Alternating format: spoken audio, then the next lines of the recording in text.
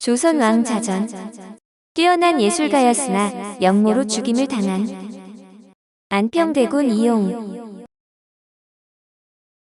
안평대군 이용은 세종과 소원왕후 심씨의 셋째 아들이며 문종과 세조의 친동생인데 서예의 시문, 그림에 뛰어나 삼절이라고 불렸습니다. 특히 조맹부와 소식 등 중국의 유명한 문인들의 서예들을 수집해서 보고 많이 연마해 중국에서도 사라진 조맹부체를 가장 잘 구사하는 명필로 명나라 황제까지도 감탄했을 정도였습니다.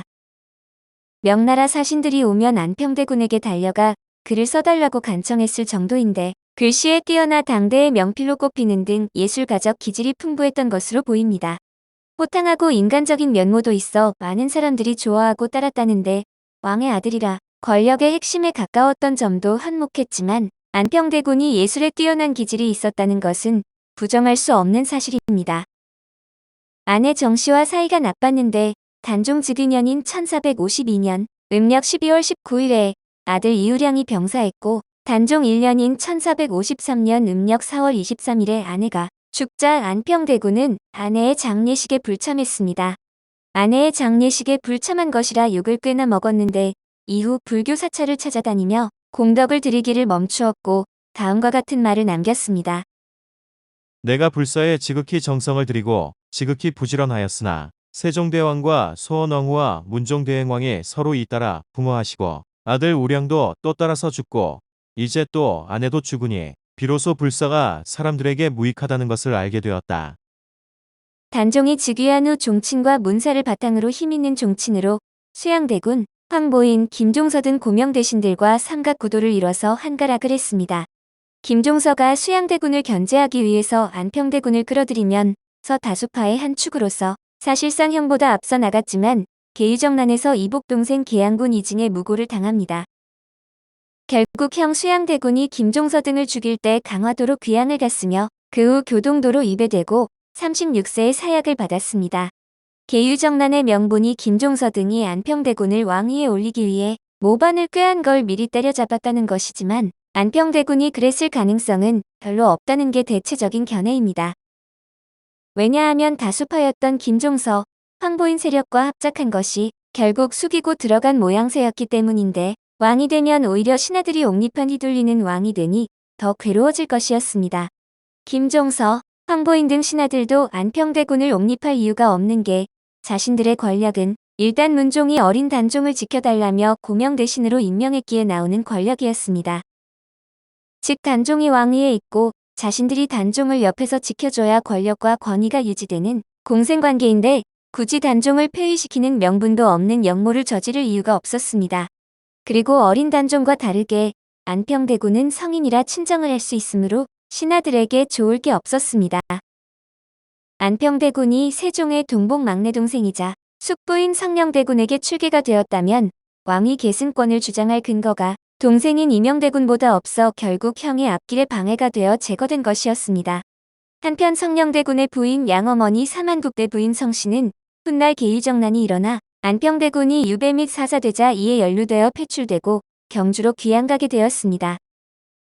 몇 년 뒤 귀양에서는 풀려났으나 본댁으로 돌아오지 못하고 있다가 죽었는데 그 후 순조 때에 이르러서야 비로소 남편과 같이 제사를 지내게 되었고 영조 23년인 1747년에야 복호되어 장소라는 시호를 받았습니다. 똑같이 친형의 정변의 반기를 든 금성대군은 그 후손이 현재에도 남아 금성대군파를 형성했으나 안평대군은 손녀 한 명을 제외하고는 아들들도 주멸되어 직계 후손이 절손되고 공식적으로는 없습니다. 이후 선원속보 안평대군 바보에 의하면 영조의 명으로 금성대군파에 이혁수가 안평대군의 장남 위춘군의 후사를 잇게 되었는데 안평대군이 죽고 약 200여 년이나 지난 후였습니다. 양아버지 성령대군과 마찬가지로 아버지가 왕일 때 궐에서 태어났으며 이하 동생들도 궐에서 태어났습니다. 국립중앙도서관에 비치된 안평대군 바보를 보면 안평대군의 맏아들인 의춘군 이유직에게 이윤생이란 아들이 있다고 나오는데 계유정난 때문에 평안도 태천으로 은거했다고 합니다. 숙종 이후에 사후 복권이 이뤄졌지만 1930년대까지 약 230년간 안평대군의 자손임을 숨기고 살았다고 전하는데 전주이시 대동종약원 홈페이지에 안평대군에 대한 정보는 없습니다. 생전에 시서와에 능통했다는 기록으로 보면 여러 작품을 남겼을 듯하지만 역사의 패배자인 탓인지 안평대군이 수집한 고서화나 그의 서예 작품은 남아있는 게 거의 없습니다. 확인할 수 있는 것은 비문이나 글씨 교본, 몽유도원도의 발문과 소원 화계첩본인데 그와 친한 사이였다 돌아선 신숙주가 자신의 문집에 안평대군이 수집했던 고서화의 목록을 남겨 어떤 작품들을 모았는지 알 수는 있습니다. 안평대군의 작품으로 몽유도원도 발문 등이 유명한데 몽유도원도는 안평대군이 꾼 꿈을 안견에게 이야기하여 그리게 한 것으로 안견은 유일하게 안평대군이 총애한 조선 화가입니다. 안평대군은 자신이 소장한 중국 전통화단 대가들의 그림을 안견에게 보여주며 익힐 수 있도록 도와줬지만 안견은 보신을 위해 안평대군을 떠났다는 이야기가 전해집니다.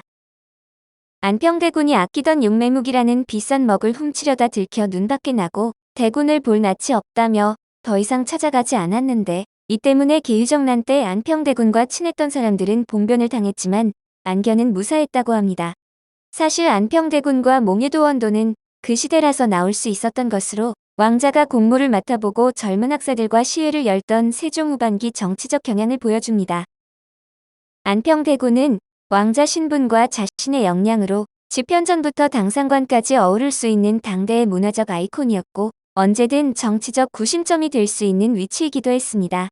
몽유도원도는 문화사나 미술사적으로도 중요하지만 거기 실린 이름들의 면면을 보면 엄청난 정치적 인맥을 발견할 수 있는데 이런 안평대군을 수양대군이 질투하고 두려워해 제거한 것도 이상한 일은 아니었습니다. 몽유도원도의 발문은 일본 델리 대학에 전시 중이며 제주시에 위치한 관덕정에는 안평대군이 썼던 현판이 걸렸으나 불에 타 사라지고 이후 선조 때 영의정을 지낸 이산해가 쓴 현판이 남아 전합니다. 안평대군의 글씨 중 현재까지 국내에 남아있는 유일본으로 국보 제238호로 지정된 소원화계첩이 있었으나 2001년 소장자가 도난을 당했습니다. 이후 경찰이 수사했지만 범인은 물론 행방도 묘연했는데 결국 2010년 소원화계첩을 인터폴에 국제수배하는 선에서 장기미제 사건으로 마무리했으니 안평대군이 주목을 받을 날은 요원해 보입니다. 1990년 KBS 드라마 파천무에서는 차두옥, 1994년 KBS 드라마 한명회에서는 노영국이 연기했고 1998년 KBS 드라마 왕과 비에서는 정성모가 연기했습니다. 2008년 KBS 드라마 대왕 세종에도 나오지만 비중 적은 조연 자리를 벗어나지 못했으며 2011년 KBS 드라마 공주의 남자에서는 이주석이, 2011년 JTBC 드라마 인수대비에서는 이광기가 연기했습니다. 영화로는 2009년 인사동 스캔들에서는 박영석이 연기했으며 2013년 영화 관상에서는 신기원이 연기를 했습니다. 오늘 조선왕자전은 뛰어난 예술가였으나 역모로 죽임을 당한 안평대군 이용이었습니다.